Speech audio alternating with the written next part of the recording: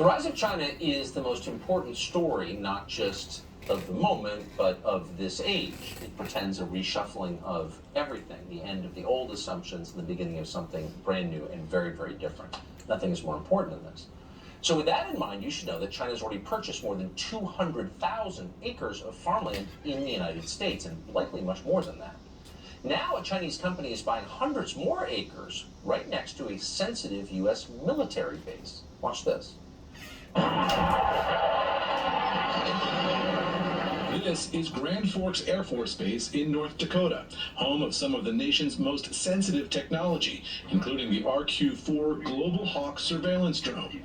And this property sits just about 20 minutes down the road, more than 300 acres of prime farmland. Earlier this year, 3 North Dakotans who owned parcels here sold this land for millions of dollars to a subsidiary of a Chinese company that says it wants to build a corn milling plant. So would this be allowed in China? Could a U.S. government-connected company buy land next to a Chinese military installation? Well, no. The Chinese government would just say no. We have a lot of problems saying no to anything in this country, anything at all. And it's not as if it's not a problem. It is. Pentagon officials understand that. Air Force Major Jeremy Fox wrote a memo in April, quote, "Some of the most sensitive elements of Grand Forks exist with the digital uplinks and downlinks inherent with unmanned air systems and their interaction with space-based assets." So collecting that data, Fox said, quote, would present a costly national security risk causing grave damage to United States strategic advantages, end quote. But they did it anyway because nobody said no. So what does this mean? Gordon Chang is a senior fellow at the Gatestone Institute. He's author of The Great U.S.-China Tech War, and we're happy to have him join us now. Gordon Chang, thanks so much for coming on. We had a Republican so is this what it looks like? Wouldn't have let it happen. It's certainly what it looks like. You know, there's two things here, Tucker. First of all, the Chinese are extremely aggressive. But the more important story is that we're letting them do this. We're letting them buy a parcel 12 miles from a sensitive military facility where with passive listening equipment, they can figure out almost everything we're doing with those drones. This just is impossibly stupid. Why isn't there any leader in this country who can say no? No, China, you're not allowed to fund Harvard. You're not allowed to send us tens of thousands of students every year who might wind up undermining the United States. And no, you're not allowed to buy our natural resources like our farmland. Like, why will no one say that?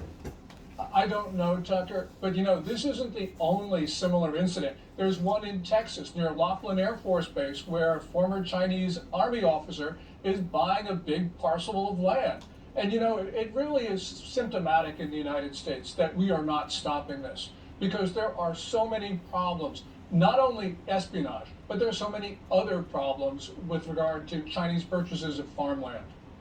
Right, and residential real estate. I mean, one of the reasons prices are high is because of foreign investment. The Chinese have been very clever in immediately calling racism and any pushback against them. They learned that from us, and they seem to be exploiting it fairly effectively. Well, they got a lot of help because you have President Biden in his first hours in office actually issued an executive order on xenophobia, you know, and that's been a constant theme of the Biden administration. So, you know, that is very much supportive of Chinese communist propaganda, saying, oh, you can't criticize China because it'll hurt people like me, Chinese Americans. This is really wrong, Tucker. You know, it just from the very top to the very bottom, this government of ours is allowing China to run riot, not only over American farmland, but as you say, American academic institutions, our companies, you name it. Yeah, it's hard to take Harvard seriously once you realize they are paid for by China. Gordon Chang, I appreciate all that you've done on this topic. Thank you very much. Thank you, Tucker. So Joe Biden, to the extent he actually exists, is flying to Saudi Arabia on Friday. He's there to beg the Saudis for oil. But he could be talking about other things since he's going to be in Saudi Arabia. Congressman Matt Gaetz represents a district where some of his constituents were killed by Saudi Arabia. Maybe Biden could bring that up. Congressman Gaetz joins us after the break. During the campaign, Joe Biden promised to crush domestic energy production. He's made good on that one promise. He is doing it. But of course, you need fossil fuels to run a civilization. He's discovered that. Instead of using American fossil fuels, he's decided to look abroad for oil. And because Joe Biden is such a fervent gay rights supporter, naturally he's going to Saudi Arabia. He's going there on Friday to beg the Saudis for oil. Matt Gaetz of Florida is out with a new op-ed offering Joe Biden a suggestion for what he might talk about while he's over there. Gaetz is calling on the president to press the Saudis for answers about a mass shooting committed by a Saudi flight student that happened in Matt Gaetz's district at Naval Air Station Pensacola in December of 2019. The attack killed 3 sailors and injured several others. Matt Gaetz serves in the United States Congress, so I'm happy to have him join us tonight. Congressman, thanks so much for coming on. So, why would the Saudi government have something to say about this? Well, Saudi Arabia has been involved in 2 terrorist attacks on American soil. 9/11, where they provided material support to hijackers, and at Naval Air Station Pensacola, where, as you said, one of their flight students was not properly vetted, was not properly monitored, and then killed 3 American service members. Now Joe Biden is so intent to kill American energy that he is in turn financially helping the very people that I think are responsible for killing Americans. I do not believe that the world's superpower should travel halfway around the globe so that we can beg some Ferrari Bedouins who shoot at our sailors for oil. But we do, and the reason we do is because Joe Biden hates American working class people so much that he would rather have Saudis pump oil than hardworking American men. There have been far too many presidents who have made this oil pilgrimage to Saudi Arabia, and it is particularly embarrassing and debasing when Joe Biden does it. And especially when it's not necessary. When the United States has the largest recoverable oil reserves in the world, but he won't allow companies to tap them. Do you think he'll bring up their record on trans rights when he's in Saudi Arabia? I think that's the most important issue to him. He said so many times.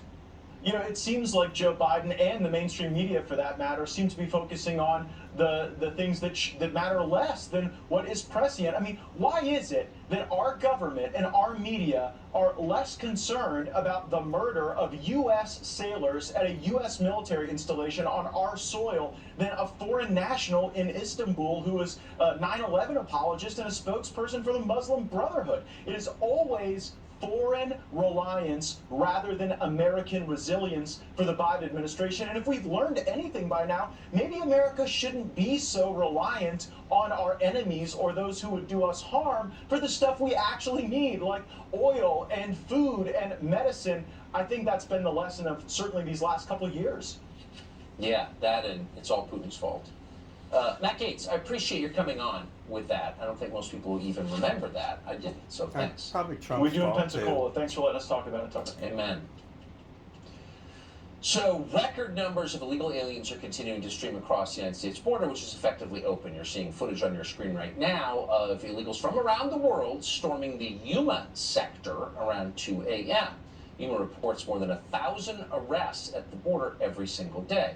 Blake Masters is running for Senate in that state, in Arizona, and he's promising to end this invasion, which is what it is. How's that gate open? 250,000 illegals cross this border every month. This is an invasion. We know what to do. We need to finish Trump's wall. We need 5 times more border patrol. And we need technology to lock this border down. If we don't do these things right now, we're not going to have a country.